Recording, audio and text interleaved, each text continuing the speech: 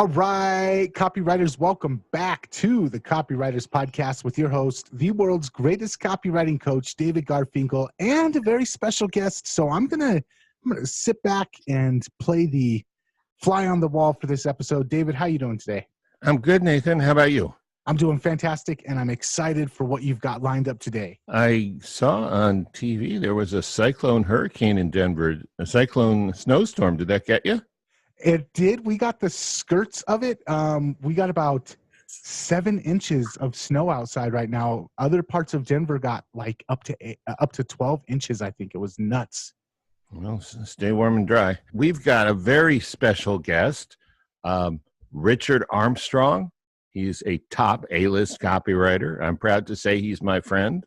And he's written for all the big mailers, Agora, Boardroom, Rodale, Kiplinger's, Reader's Digest, many others. The late, extremely picky William F. Buckley once allowed that Richard's writing is terrific. The legendary Gary Bencivenga called Richard one of the best copywriters on the planet. And the great Dan Kennedy simply said of Richard, "I envy his talent." And I got to agree with Dan on that one. I envy Richard's talent too. But envy has never prevented me from having a guest on this podcast.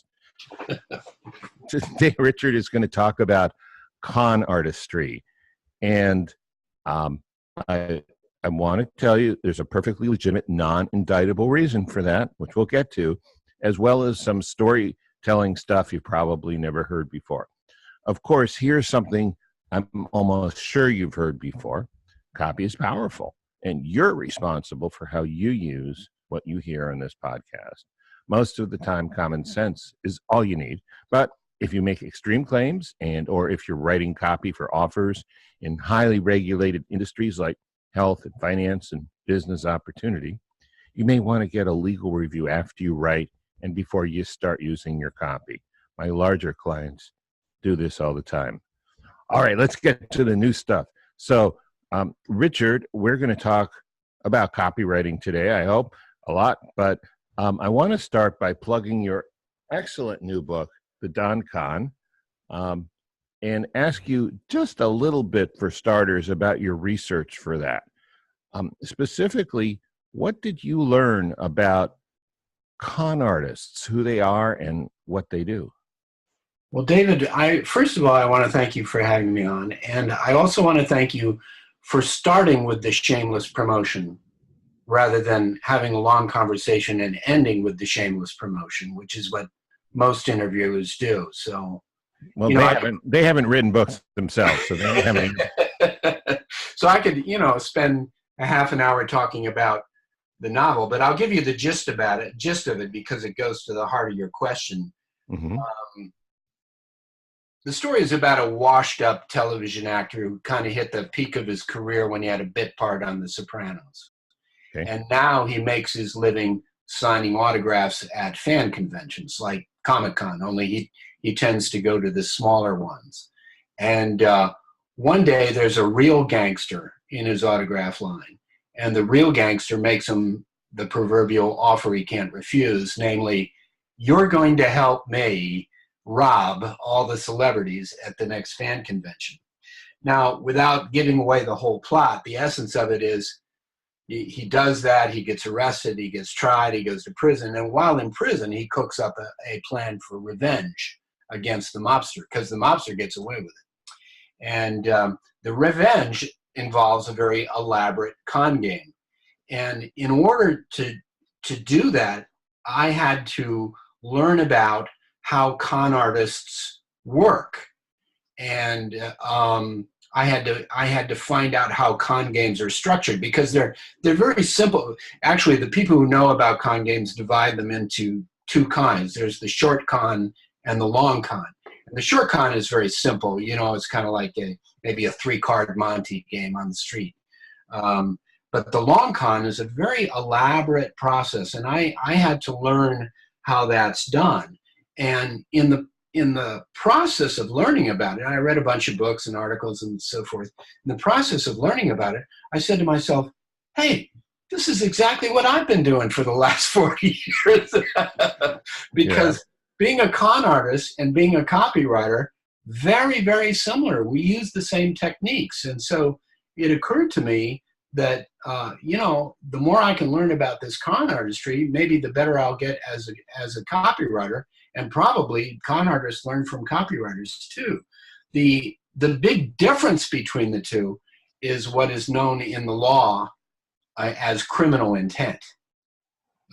Because con artists do have criminal intent. They intend to steal money, basically. They do it in a very elaborate way, but their intention is to take money and to get out of town before they're caught. Copywriters, as you know, our intention is to sell things, and to sell things honestly in such a way that the person actually feels like they've gotten at least as much value from the product as they paid for it.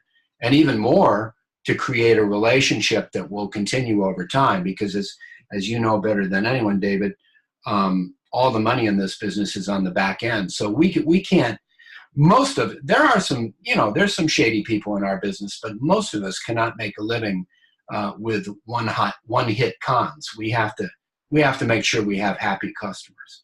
So that's the big difference. But there are an enormous number of similarities, and that's why I wrote this little bonus book that I'm giving away for free just for visiting my website site called How to Talk Anybody Into Anything.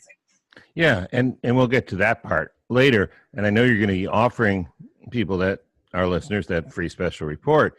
But I'll tell you, I already got a chance to review it in advance, and you did mention a lot of the techniques we use are the same ones that copywriters use. I mean, could you talk a little more about the similarities and the differences? One thing, I'll answer part of my question for you, if you don't mind. One thing that I got is when you were talking about that Russian woman, I can never pronounce her name, but she wrote the book about con artists. Right, Konnikova. Yeah. I assume, I don't speak Russian either, but I she's one of these remember that she said that she interviewed a lot of con artists, and she was surprised that they had researched her better than she had researched them. Yeah, isn't that great? I mean, in the whole panoply of criminals, con artists are by far the hardest working. And the most intellectual. To do a street robbery, you have a gun, you say, give me your money, it's all over. Right. But a con artist has to do a lot of work to put these things together, and even some investment as well, which makes them kind of unique among criminals. But when it comes to work, the key thing that they do is research. They know everything there is to know about that mark that they're trying to get. And we have that in common with them as well. I mean, research is a key part of the copywriting business.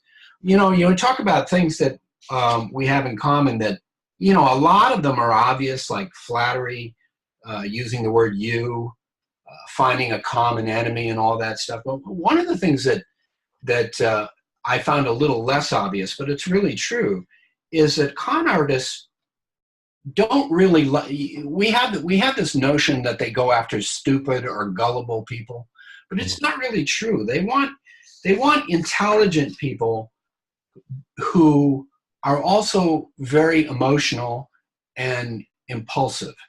They don't want dumb people, because dumb people can't grasp the opportunity that's being presented to them. You can talk until you're blue in the face, and a dumb person doesn't really get it, doesn't really understand, gee, I can make a lot of money with this. Only intelligent people can do that.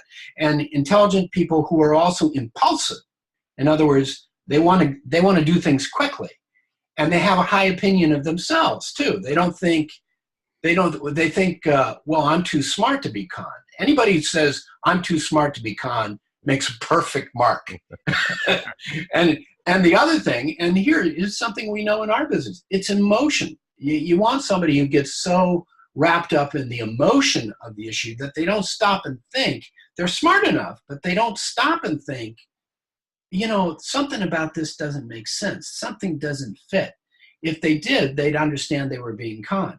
But they're so wound up with either greed, greed being the most common one, but fear, loneliness, concern about their health, all these kinds of emotions. They're so wrapped up with that they don't stop and think, hey, this thing that's being offered to me, it may be a scam. Yeah. Well, getting into research, I'm hoping you'll remember this. It was a long time ago, former life, in fact. I interviewed you for something called Fast Effective Copy, and you said something that is still echoing, reverberating in my mind about the difference between A-list copywriters and other copywriters.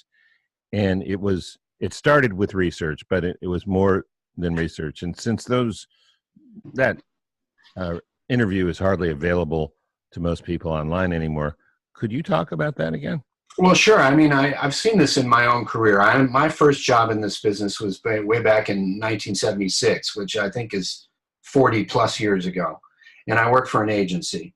And like every copywriter, I mean, every assignment begins with a big stack of information that you get from your client, a big stack of research material. And when I first got the job, my methodology was that I would start reading it until I got my first good idea, which usually happened within the first 5 or 10 minutes. And then I would run to the typewriter and try to do the whole promotion based on my first good idea. Mm-hmm. And the results I got from that were mixed, as in, when I say mixed, they were good and rotten. Okay, so yep. I gradually realized that the good idea may be at the bottom of the stack rather than the top of the stack. And so I would spend more time with the research, and my results improved. And then I realized over time that occasionally you get through the entire stack and you still haven't found a good idea. And that's when you have to do things like call up the client and interview him, ask to interview other members of or other employees of the company. Maybe you visit the manufacturing plant like Claude Hopkins famously did. Yeah.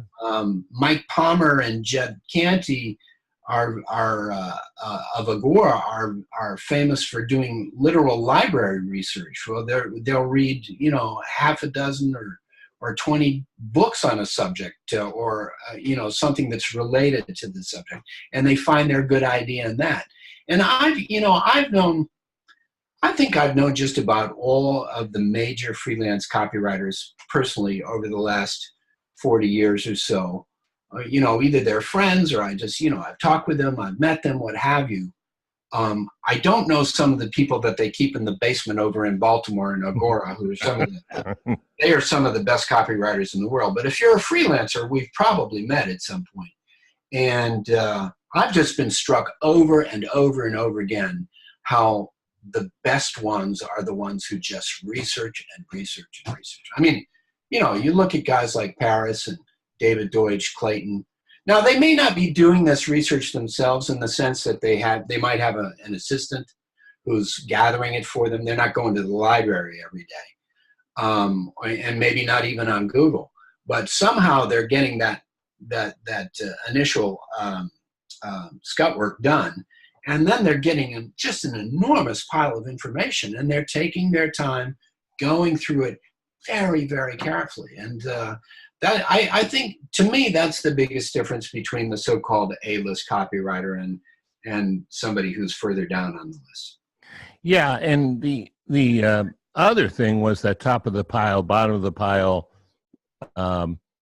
distinction that you made about ideas, because a lot of people, I'm sure to this day, especially since they hadn't heard you say this yet, once they come up with a big idea, it's sort of like they discovered the wheel, and nothing can beat that. And so they stop. And of course, the idea is not to stop, but to keep going, to really compete with yourself. See, can I come up with a better idea? In other words, not, kill your darlings, not. It's kind of like headlines, I mean, I have a tendency to write a headline and say, hey, that's pretty good, and then not think about it again. But a guy like Gary Bencivenga will write 500 of them. And then choose the one that he thinks best out of those. And, that's why these guys are, at the best of the best. I mean, you call me an A-list copywriter. I actually have a tendency to think that I'm sort of like at the top of the B list. Okay. So I'm like, you know, Salieri in Amadeus. I'm good enough to realize that these guys are better. Well, you can still be among the best and not be the very best, can't you? Well, yeah. I mean, I think at a certain point you're good enough to really appreciate the guys who are at the top and what's different between them and you. And it's really that more than anything else. It's just an absolute refusal to settle for good enough, whether it's research or headlines or proof. That's another thing that the top A-listers are just fabulous at, is coming up with these layers and layers and layers of proof elements. And you know, I have to say that in many of my projects, I do enough, but not enough to be making $1 million a year like those guys are doing. But what you're describing in those guys, don't the psychologists have a technical term for that? Well, yes, they're not normal. They're not normal people. I have to remind, you know, people talk to me about copywriting. I have to say, you know, you look at guys like David, Paris, Clayton. They're normal in the sense that they're normal human beings, but their attitude towards work is not the same as, you know, most of us. You know, I like to put in a reasonable number of hours a day. And you take Bob Bly, for example. I mean, he's getting up at 6 and working until 11. I mean, AM to PM. Yeah, I know. And, you know, I'm just not built that way. And some of these guys are. And plus, you know, you talk about natural talent and so on and so forth. But, yeah, hard. There's no substitute for hard work. There never is. All right. So I want to change the subject a little bit. Richard, as a fellow advertising guy, surely you must remember the old ad for certs, you know, with cute teenagers, and they're arguing about whether certs is a breath mint or a candy mint. Yes. And the announcer comes in. They never did resolve that question, though, David. Well, they didn't, but the announcer said it's a breath mint and a candy mint. It's 2 mints in one is what it is. Two mints in one. And I have to tell you, even today, people online are wondering what the hell are they talking about? I want to know how they packed both of those things into one mint. But yes. Richard, in your own way, you've got a similarly rare distinction. You're a copywriter and a novelist. Could you tell us, what do novelists know about storytelling that copywriters don't? Well, you know, there's some copywriters who are quite good at storytelling, so I don't want to sell them short. I think the best storytelling copywriter in the world is a guy that you probably don't know his name because he keeps somewhat lower profile. His name is Josh Mannheimer. Do you remember that name? I think I've heard about it from you, but I don't know him. He used to be hooked up with an artist named David Wise, and they had a little agency called Mannheimer and Wise, and then David Wise died very prematurely. But Josh Mannheimer is like the greatest storytelling copywriter alive today. And if the listeners would like to check him out, go to www.directmailcopy.com. By the way, that's a great URL. You must have gotten that very early on. Yeah, directmailcopy.com. But you'll just see example after example of just fabulous storytelling leads. But, you know, most copywriters, I think, could use some improvement in this area. And the thing that most novelists know about telling stories that I think most copywriters don't is that you've got to have 3 main ingredients. It's sort of like the molecular compound that we know is sugar, okay? You got to have carbon, you got to have hydrogen, and you got to have oxygen. Yep. And when you're telling a story, you've got to have character, you've got to have conflict, and you've got to have change. You got to start with a character, somebody who has certain characteristics or personality traits, and those traits, those characteristics usually involve some kind of a flaw or a failing or a yearning of some kind, something that person needs to be complete. And as a result of that yearning, they get into some kind of a conflict. And as a result of the conflict, some kind of a change occurs. The best example of this is something that's, you talk about certs being familiar, is the Charles Atlas ads that used to be in the inside back cover of every comic book in the world. And they may still be there. I don't know. I haven't looked at a comic book in about 40 years. So, but when you and I were growing up, that was in every single comic book. And it's just a perfect example of character, conflict, and change, because it starts out by establishing the character of the protagonist. He's a 97-pound weakling. He's shy. He's timid. Even his own girlfriend makes fun of him and says that he's not a real man. And because of this personality, that invites a conflict.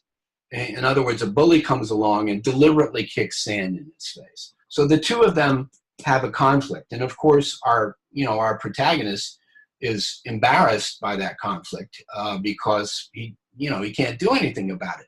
So that causes him to change.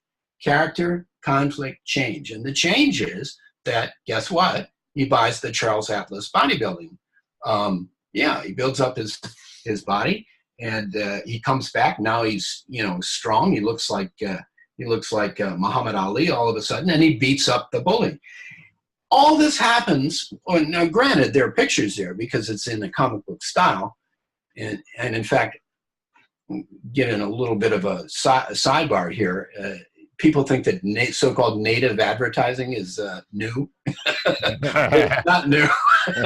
It's an ad that's in the form of a comic, and it's in a comic book. In other words, native advertising's been around for about 80 years or so. Yeah. But at any rate, he gets in. He beats up the bully. So you've seen those three things, and I think in copywriting, sometimes copywriters who are not naturally talented at storytelling will forget that if you don't have those three things, you don't have a story. Just like if you don't have carbon, hydrogen, and oxygen, you don't have sugar. That's brilliant. And you're absolutely right. I've given talks about that comic strip. It's called The Insult That Made a Man Out of Mac. The 97-pound weakling is named Mac. You can find it online if you look for it. It's brilliant. He does it in 6 or 8 panels, and it's such a perfect example. I've never heard I love the way you describe that. That's really good. Better than anything I've ever heard. You think 124 words. I mean, I can't even say hello in 124. And it tells the whole story. Now, there is a coupon there. I think there's a little bit of body copy. But basically, the whole thing is conveyed in 124 words. It's just amazing. Nathan, did I say something?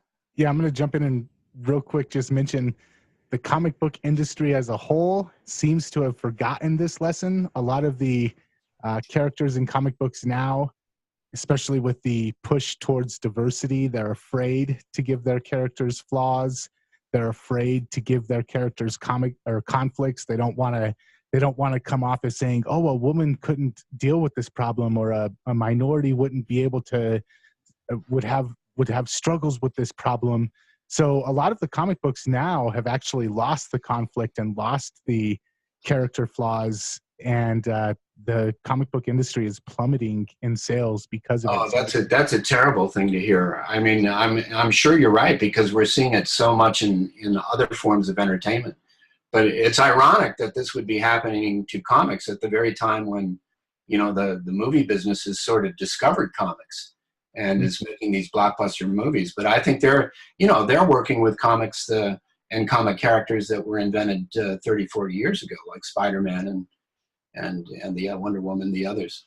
Back when the writers understood those necessary. Exactly. Yeah. It was Stan Lee. Yeah. Well, I'm happy to say that in one very good way, Richard is extremely old-fashioned, because every character in the Don Con is extremely flawed and very interesting as a result. Yes, especially the main character. I think he's kind of he cheats on his wife. He gets involved in a big robbery. He's not a man of great moral integrity, but I think the key thing is, though, he's likable. I think he's very likable, and he's very inept in the beginning, and he's unbelievably smooth until the very end where he turns into a bumbler. It's just wonderful. I just love that story. I really do. So let's get down into your storytelling and your copywriting. You know, one of my favorite Richard Armstrong written stories is a lift note you did for Kiplinger's Personal Finance about your Aunt Jane. And of course, it's just a few hundred words. It's great storytelling in itself. Let me read it out loud, and maybe you can tell us about it. Okay. Oh, absolutely. Yes. I love having this read out loud. I could do dramatic readings. Well, it's even better when you read it. I'll do my best. Dear friend, my Aunt Jane is rich as sin, and nobody in my family can figure out why. She worked as a librarian her whole life. Her husband, who passed away a few years ago, was a tool and die maker. They never earned much money in their lives, but boy, were they ever smart with what they had. There was a little vacation home they picked up for a song and wound up selling for $250,000. Some well-chosen stocks that grew in value over the year, mutual funds, municipal bonds, treasury bills, even a vintage Volkswagen Beetle that's worth more now than the day that they bought it. Nowadays, my Aunt Jane, who we always thought was just a little crazy, is a bona fide millionaire. One day I asked her for the secret of her success. I have 3 rules, she said. 1, never let your money sit idle. 2, never pay more than you have to for anything. 3, never pass up anything that's free. Well, my friend, unless you return the enclosed card today, you're going to break at least one and probably all 3 of my aunt's rules. Because if you return the enclosed card, you'll get a free issue of Kiplinger's Personal Finance, rule number 3. If you decide to subscribe, you'll get the next 11 issues at a very low price, plus 3 free bonus gifts, rule number 2. And instead of spending the rest of your life working for money, you'll put your money to work for you, rule number 1.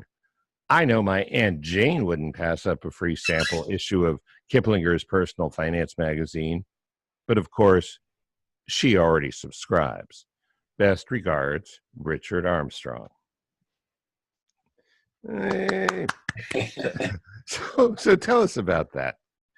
Well, it's it's kind of funny that you would choose it as an example of storytelling, and I guess it is. But I think maybe some of your listeners might have noticed that it didn't follow the rules that I just gave you, and that's because I'm not sure I would look at this as a story. It's more like I would say, kind of a dramatized testimonial. But so it doesn't have, there's not a lot of conflict in there, maybe some change, but what it has to the nth degree is character. You have a real sense of what her actual name was Anna Lane, by the way. I didn't want to identify her too closely while she was still alive. And by the way, she died, and she accumulated a lot of money, and some of it was left to me, which is why I can spend the afternoon talking to you, David. Thank you, Anna Lane. Thank you in heaven, wherever you are now. But you get a real sense of what Anna Lane was like, and my uncle, because they had ordinary jobs. She was a librarian at Yale University, and he worked for a gun manufacturer. Both very typical sort of Connecticut jobs, by the way. Yeah. I doubt if, not only did they not make 6 figures, I doubt if even putting together their incomes, if they ever got to 6 figures. And yet here she is when she died at age 96 or so, she had a net worth of $5 million. So, and all that was just by being thrifty, by being intelligent, by saving her money, by investing it well. And these are the very things that the product is, Kiplinger's Personal Finance magazine is designed to help you do. So this had the advantage of being a real strong sense of character, and also the great advantage of being a true story. You'll notice that I told it in the first person voice, and not only that, but I signed it with my own name, Richard Armstrong, which is something I like to do whenever the situation comes up where I can not only use a first-person voice, but also sign my own name. I love to do that. It just adds a certain authenticity to what you're writing. You're not always in a situation where that's possible, but this is one where it was, and it was just enormously successful. And it was a lift letter. It wasn't the main letter of the package. It was a lift letter that was put into a big package. But not only did it become the control, I think it beat an Eric Betuel previous control, and then it just lasted for years and years. He was one of Brian Kurtz's 4 heads on Mount Fuji. Yes, he's one of the titans. Yeah, and he's a great guy and a great copywriter. And I was very pleased, very pleased to beat it. But it just lasted for years and years and years. And then when it finally fatigued and they went with something else, they discovered after a while that if they took the new package, the one that beat it, and they dropped my lift letter in the new package, it increased response enormously. So the lift letter had a big life after the package had expired, And I think when you add it all together, they were using it in one form or another for something like 15 years, which is, in some cases, like, there's a story about the Wall Street Journal letter that is so famous. I happen to like the copy a lot, but some people say, look, Wall Street Journal, they weren't very sophisticated direct marketers, and they didn't do a lot of testing. And so some people say, maybe that letter's not as great as some people think it is. On the other hand, Kiplinger's, those guys would test. They would test whether the stamp on an envelope is vertical or slightly askew. They tested everything. And so this just lived up to a barrage of testing over the course of 15 years. And I humbly think that it's probably the best little piece of writing I ever did. Well, I'd like to respectfully challenge your idea that it doesn't have all the elements of a story. I would say it's more like a European story than an American story, because it's more like a literary novel than a commercial novel. Well, the flaw is, very subtle. She's only a librarian. She's not, a Rothschild or the Queen of England, and yet she reaches that level. And so I think there's a change too, but it's more implicit and subtle, more like you're right.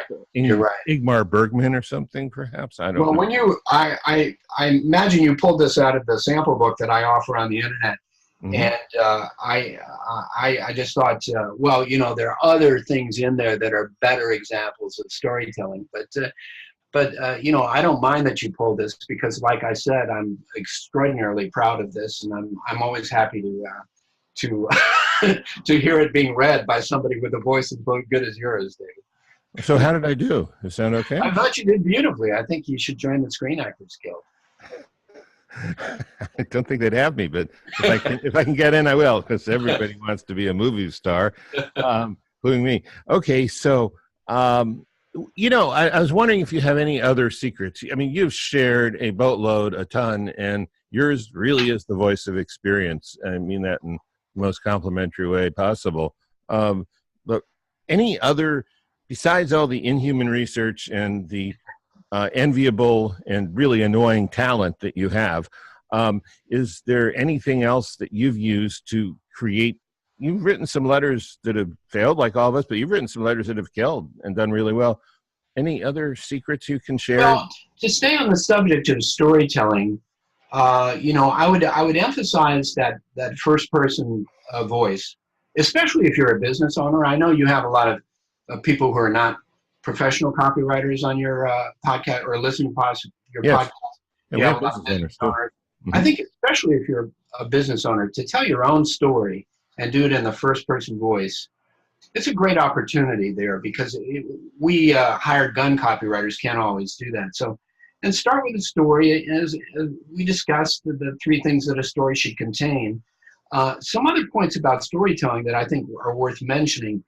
One is, and this goes all the way back to Aristotle, 2,600 years ago, start in the middle of this story. Start at the most dramatic point, especially in direct mail, because you really don't have the opportunity that you do with a novel, where you can maybe tell 50 or 100 pages worth of, not backstory necessarily, but kind of leading up to the main event.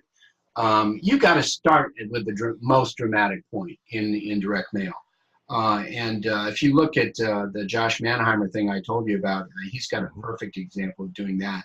The other is good advice that novelists hear a lot, and we copywriters don't get this advice as much as we should, and that is show rather than tell. Instead of saying, John got really mad at Mary, say something along the lines of, John turned his back on Mary, tried to light a cigarette, but his hands were shaking too much. He couldn't light it, so he threw the cigarette on the sidewalk, and he turned to Mary and he said, listen, you bitch. or whatever. Uh-oh, we just lost all our SJW listeners in like 1 minute. I can't believe you said that, but I'm glad you did.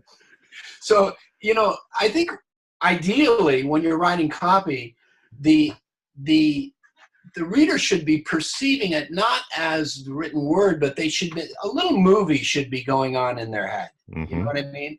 Yeah. So write your copy, especially nowadays when you're talking about video sales letters and whatnot. Be more of a screenwriter than a copywriter. Write in such a way. I think Paris was mentioning this on the seminar that he did a couple of weeks ago. I know you were on that too. Yeah, he said, if you were watching a movie, how would you write this? And so that really is what is meant by that classic advice of show rather than tell. And then the other piece of advice that I would give about storytelling and copywriting and in writing fiction, this comes from Elmore Leonard, who wrote a very fine little book about writing and writing advice. And he said, don't write the stuff that readers tend to skip. In other words, writers love to write long descriptions of the weather and the landscape and what the character was wearing and what the character looks like. Readers hate that stuff. They just skip right over it. But the one thing that they don't skip, never skip, is dialogue. So dialogue is very important. You want to get that into your story, whether whether you're writing a novel or a direct mail piece. And if you look at the storytelling stuff in my sample book or in some of the free books that I'm giving away today, you'll see that it's mostly dialogue. And, yeah, I mean, Aunt Jane. My book is mostly dialogue. The whole key of the Aunt Jane letter is her 3 rules. Those are coming right out of her mouth, right? I hadn't thought of that. David, you're gradually convincing me that is a good example of storytelling.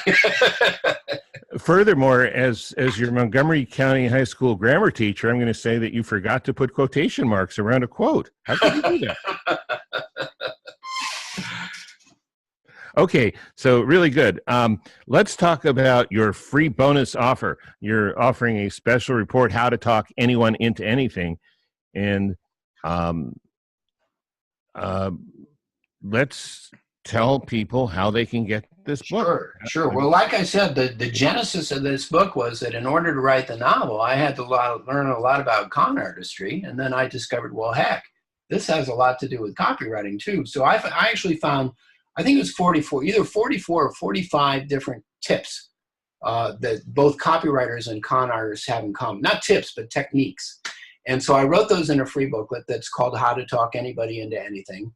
And the subtitle is Persuasion Secrets of the World's Greatest Con Artists. And all you have to do to get it is to go on to my landing page for the novel, which is www.thedoncon.com. But you don't have to buy the novel. You just go on the page and download the free book. Now, of course, I think once you get there, you're going to say, my God, this novel looks fantastic. I think I'll buy it too.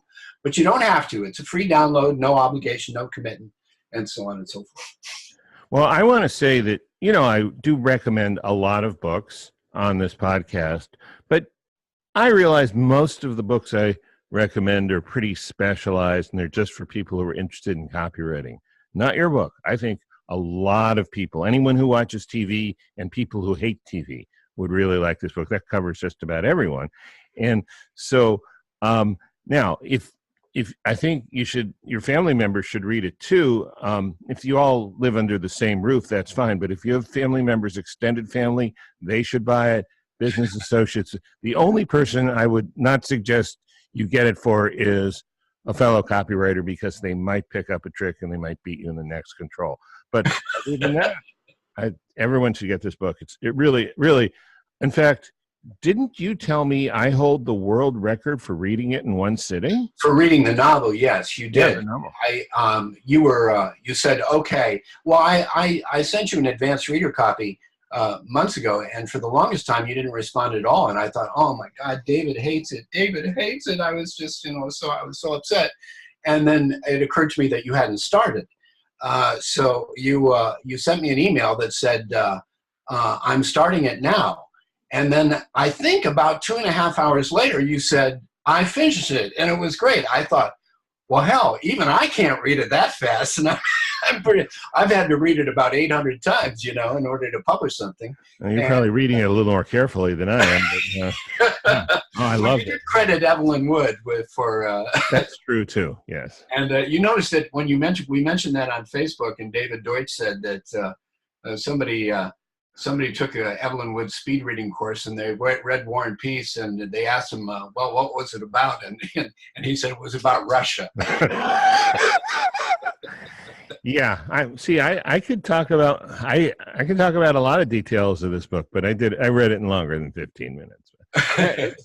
It was really fun. 2 hours and 30 minutes. But the thing I like to hear most about it, and I do when people compliment it, not that many people have read it yet, because it doesn't really go on sale for will be by the time this is broadcast. Yeah, it's going on sale early April, right? April 1st, yeah. But the people who have read it, most everyone has had good things to say about it. But the thing that I love most is when they say, I couldn't put it down. I had to keep reading it. So because that's what you really want to hear as a novelist. I'd rather hear that than, it was a heartbreaking work of genius. And the characters really ring true. It was wonderful. And there's a little direct mail copy in there too.